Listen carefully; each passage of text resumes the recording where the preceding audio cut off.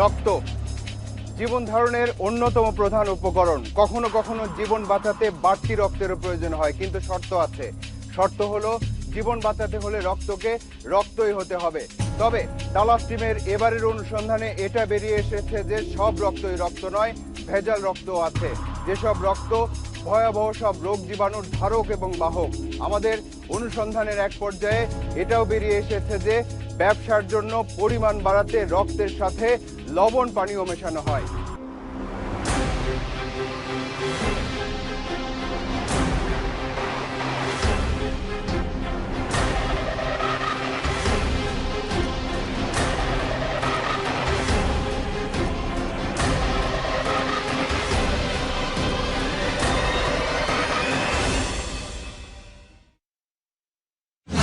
কোনো মুমূর্ষু মানুষকে বাঁচাতে কেবল আরেকজন মানুষই নিজের শরীরের রক্ত নিয়ে হাজির হতে পারে।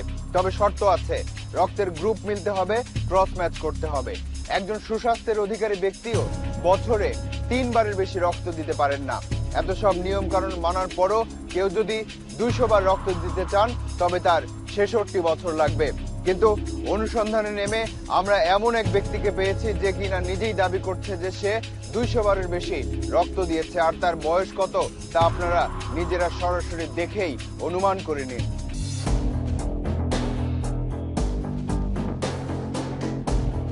জাকারিয়া বিশ্বাস, বয়স 56, থাকেন খুলনায়। পেশায় একজন ক্ষুদ্র ব্যবসায়ী, সেবামূলক কাজকর্ম তার নেশা। গত 30 বছরে 86 জনের জীবন বাঁচিয়েছেন নিজের রক্ত দিয়ে। এজন্য পদকও পেয়েছেন একবার। আমি যুদ্ধে জাতি বাহিনী, আমি তবুও রক্ত দিচ্ছি, আর এইটা বড় পরিচয় যে সেই রক্ত দিয়ে দিয়ে দেশের এক মহান কাজ করি। এই জাকারিয়া বিশ্বাসকে দেখে যদি অবাক হন তাহলে বলবো এখনো দেখার অনেক কিছুই বাকি। বঙ্গবন্ধু স্টেডিয়াম এলাকায় আমরা এমন একজনকে পেয়েছি যে মাত্র 86 বার নয়, রক্ত দিয়েছে 200 বারেরও বেশি। মাদক তার নেশা, রক্ত বেচা তার পেশা। আগে এক টানে দিলে ভূমি আপড়ত, 2 টানে আমেরিকা, এক গুলিতে কজন আহত, কজন নিহত সব দেখতে পাচ্ছি। বাংলাদেশের বিশ্ব সুন্দরী নিউমার্কেটটা বয়ে দেখতেছি। সর্ষা বাগানের উপরে হাওয়ায় উঠতেছি। আগে হিরোইন, আর এখন 2000 টাকার হিরোইন খেলো, 2000 টাকার হিরোইন খেলো, মন ভরে না। যেটা বেড়া হয়ে যায়, মাথা খালি কামড়ায়, শরীর হাত পা কামড়ায়, কোন সময় রক্ত জমে। যেরকম হিরোইন খেলে হিরোইনের একটা বেড়া, রক্ত দিতে দিতে একটা বেড়া, আনাম বিড়ি পুরা খালি ছাই খাইতে মন চায়। এই পর্যন্ত এমনিতে আনুমানিক কতবার হইতে পারে? 200 বারও বেশি হবে, মানে ফার্স্ট টু লাস্ট পর্যন্ত আর কি। আচ্ছা আচ্ছা, 200 ব্যাগের বেশি হবে। আর এসব মাদক সেবীর রক্ত দিয়ে মানুষের শরীরে কি ঢুকছে এবার সেটা শুনুন। তাদের শরীরে অনেক রকম অসুখ থাকে, স্পেশালি যেমন হেপাটাইটিস বি, HIV ইনফেকশনের মতো, এইডসের মতো মারাত্মক রোগের জীবাণু তারা বহন করে। কাজে এই ধরনের ঝুঁকিপূর্ণ লোকের রক্ত যদি কারো শরীরে দেওয়া হয়, পেশেন্ট হঠাৎ করে কিছু নিয়ে মরেও যেতে পারে।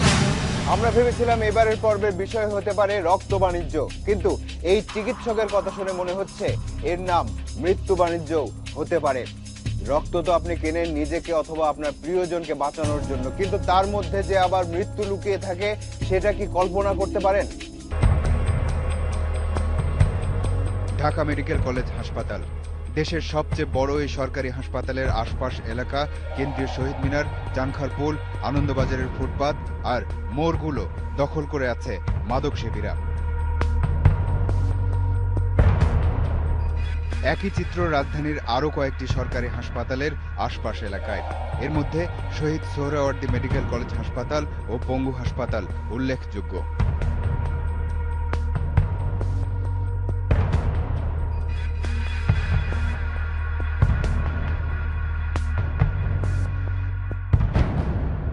নিশাই মা নিশাই সবকিছু ভাই, চিন্তা করে 20 টাকা কামাইছি। এখন একটা প্রশ্ন আপনাদের মাথায় আসতেই পারে, আমাদের মাথাতেও এসেছে। প্রশ্নটা হলো, এত সব জায়গা থাকতে হাসপাতালের আশপাশের এলাকায় কেন মাদক সেবীদের আখড়া? এই প্রশ্ন মাথায় রেখে অনুসন্ধান শুরু করে তালাশ টিম। এক পর্যায়ে উত্তরও জেনেছি আমরা।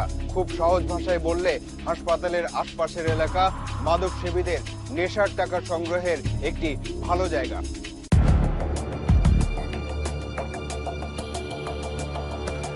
মাদক সেবীরা যেমন হাসপাতাল এলাকা ছাড়ে না, তেমনি হাসপাতালের কর্মচারীরাও মাদক সেবীদের ছাড়তে চায় না। কারণ হাসপাতাল ঘিরেই রয়েছে মাদক সেবীদের টাকা আয়ের উৎস। হাসপাতালগুলোর আশপাশে রক্তের জরুরি প্রয়োজন মেটাতে গড়ে উঠেছে নামে বেনামে বেশ কিছু ব্লাড ব্যাংক।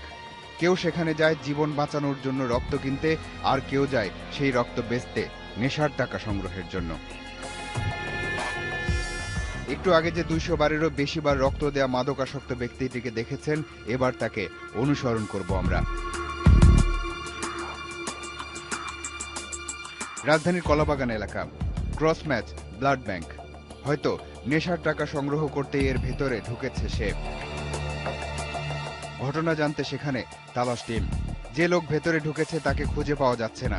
একটু পর দেখা গেল তাকে। এবার শুনুন কেন এসেছিল এই মাদকাসক্ত ব্যক্তি। এখানে কেন আসছেন? রক্ত দিবার জন্য। রক্ত দিতে আসছেন? কয় ব্যাগ দিচ্ছেন? লইছে এক পাউন্ড, মানে এক ব্যাগ লইছে। আপনি কি হেরোইন খান? জি। হ্যাঁ, ইঞ্জেকশন নেন? হ্যাঁ। ইঞ্জেকশন নেন? হ্যাঁ।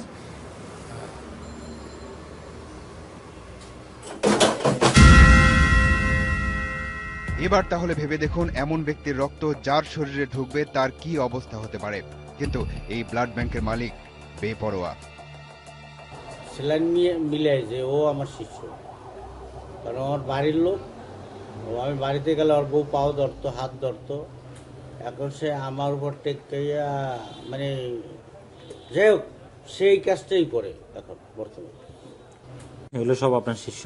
শিষ্য। আমি গডফাদার এবং ওই এসাসিকদের না আমারই ফাঁসি হয়েছে। নিরাপদ রক্ত পরিসঞ্চালন আইন যেটা আছে, আইনের সমস্ত কিছু দেখে আমরা লাইসেন্স দেওয়া হয়। তো অনেক সময় ক্ষেত্রে দেখা যায় যে যে শর্তগুলো দেওয়া থাকে তার কাগজপত্র সবই জমা দেয়, আমরা সেগুলো ভিজিট করে যাই এবং ওটা ঠিকমতো পাওয়া যায়, তখন আমরা লাইসেন্স প্রদান করি। কিন্তু পরবর্তীতে মনিটরিং অবস্থা আমাদের অবশ্যই দুর্বল। সংশ্লিষ্ট প্রশাসনের নজরদারি দুর্বল হলে শুধু রক্ত বাণিজ্য নয়, অনেক ক্ষেত্রেই অনেক কিছু ঘটে। নজরদারি দুর্বল হলে অবৈধ ব্লাড ব্যাংকের ব্যবসার রমরমা হয়। নজরদারি দুর্বল হলে বৈধতার সাইনবোর্ডের আড়ালে অবৈধ কর্মকাণ্ডও সম্ভব। মোহাম্মদপুরের রেড ক্রিসেন্ট সোসাইটি রক্তদান কেন্দ্র। আন্তর্জাতিক মানের এই সেবামূলক প্রতিষ্ঠান থেকে আমরা জেনেছি ক্যান্সার, এইডস, অ্যাজমা, মৃগী, হেপাটাইটিস সি সহ 19 ধরনের রোগ জীবাণু বহনকারী ব্যক্তি কখনো রক্ত দিতে পারবে না। কিভাবে আমরা স্ট্যান্ডার্ড মেনটেন, ব্লাডটা পজিটিভ পাওয়া গেল। আমরা গতকালকে 95টা ব্লাড টেস্ট করা হয়েছে, তার মধ্যে 4টা পজিটিভ পেয়েছি। মহাখালীর রোগ কল্যাণ ব্লাড ব্যাংক সরকার অনুমোদিত, তাই এখানে নির্দেশিত নিয়মকানুন সঠিকভাবে মেনে চলা হয় এমনটাই বিশ্বাস আমাদের। একজন রোগীকে রক্ত দেয়া হচ্ছে, এই রোগীর শরীরে যে রক্ত দেয়া হচ্ছে সেই রক্তদাতার নাম পরিচয় জানতে চাইল তালাশ টিম। এই 3433 রোগীটাকে বের করা যাবে, ডোনারটাকে? দেরি হয়, খটকা লাগলো। ওদিকে তাৎক্ষণিকভাবে রক্তদাতার নাম আর ফোন নম্বর বসানো হচ্ছিল সংশ্লিষ্ট কাগজে। সেখান থেকে মোবাইল নম্বর নিয়ে সরাসরি ফোন করা হলো। এটা কি মরিন নাম্বার না? ইমদাদুল হক নামে কাজ এখন লিখতেছে, এখন তুলতেছে কি দেখে? এখন লিখছে? হ্যাঁ, তো ভুল করে ফলাইছে ভাইয়া। আসলে ধরেই নিলাম যে এই ব্যক্তি প্রথমবারের মতো ভুল করেছে এবং সেটা অনিচ্ছাকৃত ভুল, কিন্তু তাকে সেই ভুল সংশোধনের সুযোগ কে দেবে? যার শরীরে ওই রক্ত ঢুকছে সেই ব্যক্তি নাকি তার কর্তৃপক্ষ? যদি তার কর্তৃপক্ষ তাকে ভুল সংশোধনের সুযোগ দেয়, তবে ওই রক্ত যার শরীরে ঢুকছে তার কি অন্য কোনো রোগ হওয়ার আশঙ্কা কমে যাবে? এবার দেখব রক্ত বাণিজ্যের পুরো সিন্ডিকেট কিভাবে কাজ করে। রক্ত বেচাকেনা একটা চক্র কাজ করে। সরকারি হাসপাতালের কিছু কর্মচারী আর দালাল ব্যক্তি এই চক্রের সাথে জড়িত। প্রথম ধাপে কাজ করে হাসপাতালের দালালেরা। তাদের কাজ প্রয়োজনে অপ্রয়োজনে রোগীর আত্মীয় স্বজনকে রক্তের জন্য তাগাদা দেয়া এবং ব্লাড ব্যাংক দেখিয়ে দেয়া। প্রতি ব্যাগ রক্তে হাতিয়ে নেয় 200 থেকে 300 টাকা। দ্বিতীয় ধাপে কাজ করে ব্লাড ব্যাংকের মালিকেরা। তাদের লাভ প্রতি ব্যাগে 400 থেকে 500 টাকা। তৃতীয় ধাপে আছে ভ্রাম্যমাণ দালাল। তারা মাদকসেবী রক্তদাতা সংগ্রহ করেন, পায় 100 থেকে 150 টাকা। সব শেষ ধাপে মাদকসেবীরা। তাদের কাজ রক্ত দেয়া। প্রতি ব্যাগ রক্তের বিনিময়ে পায় 100 টাকা অথবা সরাসরি মাদক। এবার এই চক্রের একজনের মুখোমুখি তালাশ টিম। ব্লাড ব্যাংকে সরাসরি ওখানে গিয়ে প্রসেস করে দিলাম, এই যে ব্লাড ব্যাংক। কিন্তু আপনি বুঝতে পারতেছেন না আসলে আমার যে এখানে কম বেনিফিট আছে। আপনার কিন্তু আমি নিয়ে গেছি, আপনি ওইখানে গেলেন, আপনি দামাদামি হইতেছে, ওনাদের লোকদের সাথে আপনার সাথে দামাদামি হইতেছে। ওনারা কিন্তু আপনাদের দাম বলতেছে কত, এত টাকা ভাই একদম কম পড়বো না। এখন আপনার রক্তের প্রয়োজন, আপনি কী করবেন? বাধ্যতামূলক আনতেই হবে। এই এবার দেখা যাক মাদক সেবীরা কিভাবে চুক্তি করে ব্লাড ব্যাংকের সাথে। ব্লাড ব্যাংকের লোক সেজে মাদক সেবীদের সাথে কথা হলো তালাশ টিমের সদস্যদের। আমার যদি হচ্ছে যে 10-12 জনের লাগে একসাথে, জোগাড় করে দিতে পারবেন? অবশ্যই পারবো, কারণ না কেন একসাথে আমি পারবো। আমারও যদি আপনি বেনিফিট দেন, হ্যাঁ আপনার যদি আমারও করেন, আমি অবশ্যই আপনার জন্য করবো। সারা বিশ্বে প্রতি বছর প্রায় 9,30,00,000 ব্যাগ রক্ত সংগ্রহ করা হয়। বিশ্ব স্বাস্থ্য সংস্থা বলছে উন্নত দেশগুলোতে প্রতি 100 জন মানুষের মধ্যে 45 জনই রক্তদান করে, আর উন্নয়নশীল দেশগুলোতে এ সংখ্যা মাত্র 3 জন। আর এই কারণেই উন্নয়নশীল দেশগুলোতে অর্থাৎ বাংলাদেশের মতো দেশগুলোতে আমরা রক্তদানে উৎসাহিত করার জন্য প্রচুর প্রচারণা দেখতে পাই। আর ডিসেম্বর মাস এলে তো কোনো কথাই নেই। 16 ডিসেম্বর 2012 বেলা 11টা। ঢাকা বিশ্ববিদ্যালয়ের টিএসসি মোড়ে স্বেচ্ছায় রক্তদান কর্মসূচি চলছে। মানব সেবা এটা একটা নিঃসন্দেহে মহতি উদ্যোগ। এই মহান কর্মে উৎসাহিত হয়ে মানুষও নিজের শরীরের রক্তদান করছে। ঢাকা ব্লাড ব্যাংক সেন্টারও এই মানব সেবার একটি উদ্যোক্তা প্রতিষ্ঠান।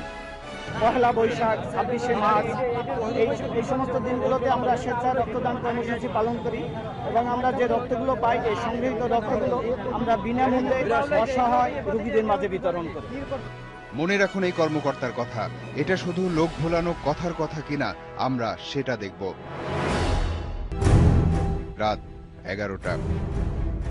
দিনভর বিনামূল্যে 66 ব্যাগ রক্ত সংগ্রহ করে নিজেদের প্রতিষ্ঠানে ঢাকা ব্লাড ব্যাংক সেন্টারের লোকজন।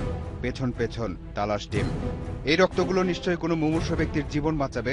বিনামূল্যে সংগৃহীত রক্তগুলো নিশ্চয়ই বিনামূল্যে বিতরণ করা হবে। কিন্তু আমরা এখান থেকেই 2 দিন পেছনে ফিরতে চাই। 14 ডিসেম্বর 2012 ভোর 4টা। ঢাকা মেডিকেল কলেজ হাসপাতালের গাইনি বিভাগ। অপারেশন থিয়েটারে স্ত্রী শান্তাকে রেখে রক্ত আনতে গিয়েছিল স্বামী রঞ্জু। রক্ত এনেছেও 2 ব্যাগ, কিন্তু ততক্ষণে শান্তা একটা কন্যা শিশু জন্ম দিয়ে মারা গেছে। এবার রক্ত ফেরত দিতে ঢাকা ব্লাড ব্যাংক সেন্টারে স্বামী রঞ্জু। আমরা অনুসরণ করলাম তাকে।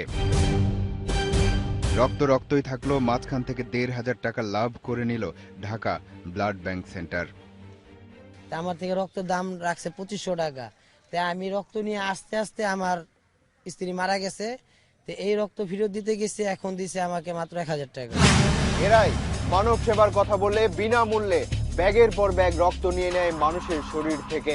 এই তাহলে মানব সেবা? কিসের আড়ালে যে কি ঘটছে বলা মুশকিল।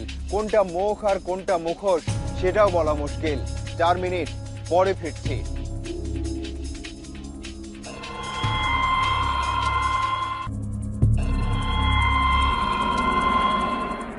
বলেছিলাম যে কোনটা মুখ আর কোনটা মুখোশ সেটাও বোঝা মুশকিল হয়ে পড়ে অনেক সময়। কিন্তু আপনি যদি মুখোশটা চিনতে পারেন তবে সেটা খুলে ফেললে কি বেরিয়ে আসে সেটা দেখতে ইচ্ছে করতে পারে।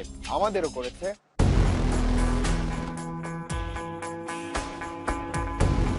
আবারও ঢাকা ব্লাড ব্যাংক সেন্টার। প্রথমেই জানতে চাই বিনামূল্যের রক্তের দাম এত রাখা হলো কেন? মেডিকেল জায়গায় দালাল চক্র বন্ধ করে দেন, বারবার আন্দোলন করছি, এই অভিযোগগুলো আর কখনো যাবে না। ছাত্র সংগঠন অনেক সময় ক্যাম্পিং করে ব্লাড স্বেচ্ছায় রক্ত, তো ওরা তো ব্লাড কোথায় দিবে? তো ওই সময় আপনাদের এখানে যদি বিক্রি করতে আসে ওটা কিনেন কিনা? আমি বলছি আমরা কিনে রাখবো না, আমাদের কালেকশন করতে নিয়ে যান, মানে যা খরচ হয় সব আমরা ডোনারের লাগলে আমরা ফ্রি দিব এবং আমরা ওইখানে যত কিছু করার দরকার আমরা আয়োজন করি। এবার দেখুন 2 দিন আগে কিভাবে রক্ত বেচা কেনার চুক্তি হয়েছিল তার সাথে। আপনাকে 300 টাকা দিলে আমার স্ক্রিনিং খরচ কম হলো 500 টাকা, আমার 100 টাকা চলে যাবে। এই 800 টাকার মধ্যে আবার খরচ, মানে আপনি দাঙ্গা দিলে ঠিক আছে এই 800 টাকা নেওয়ার পর তাদেরকে আবার আমি কিছুগুলো ইস্যু করবো, আবার পরীক্ষা নিয়ে আমাদের কাছে পাঠালে আমরা